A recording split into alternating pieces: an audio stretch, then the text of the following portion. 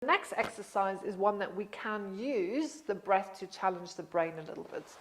So it's called the spine twist, and as I'm not really focusing on teaching the full complete exercise, we're just going to make it a little bit more easier, but I want you to focus on how the breath facilitates this or how it feels in your body. So pop yourself onto a block to start with.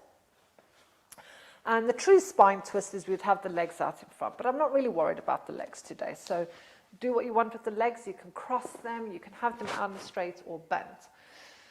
Again, I'm not focusing on the arms because all I want you to do is just be feeling how the body feels when we're turning and breathing. So let's have the hands across the chest. I'm just put them there because of the microphone. Right, so we're sitting nice and tall. And now take a breath in as you start to turn to the left. And I like to close my eyes and just feel, what does your spine feel like when it's turning? What does your body feel like when it's turning? So breathe out. And then inhale, turn to the left.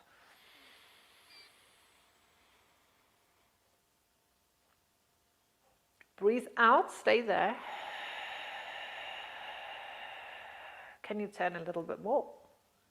And then inhale, come back to front. Exhale. Inhale, turn to the right. Exhale. Can you turn a little more? Inhale, come back to front. And relax. Now we're going to exhale as we turn. So breathe out. So inhale. Exhale, turn. Inhale, hold. Exhale, come back to front. Inhale, hold. No, inhale, move. No, inhale, hold. Exhale, rotate.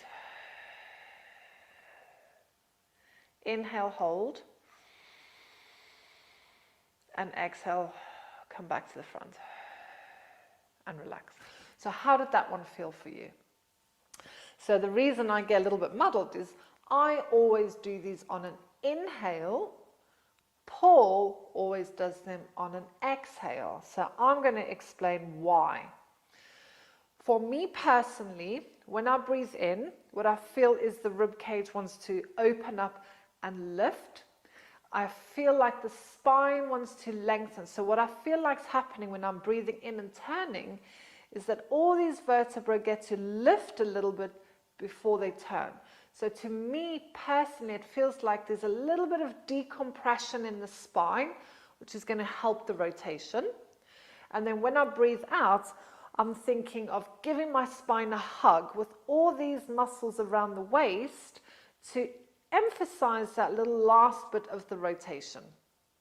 And then when I come back to front again and I'm breathing in, I get that lengthening and release and space sensation in the body. That is just how I personally feel with that.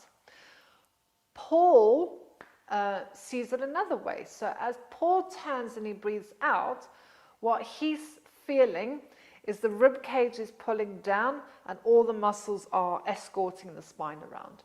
And you know what? They are both right. They are not wrong, they are not right. And in fact, Joseph Pilates used to switch the breathing quite often. Sometimes he would do things on an inhale, sometimes he would do them on an exhale. They make the body work in a different way and they facilitate moves in a different way. So again, try not to get fixated on the breathing, and that's why I'm spending a little bit of time so that you can experiment with these different exercises and you're soon going to realize, do you know what? Your body is going to do what it's meant to do. And I'll say it again, the most important thing is that you just don't hold the breath.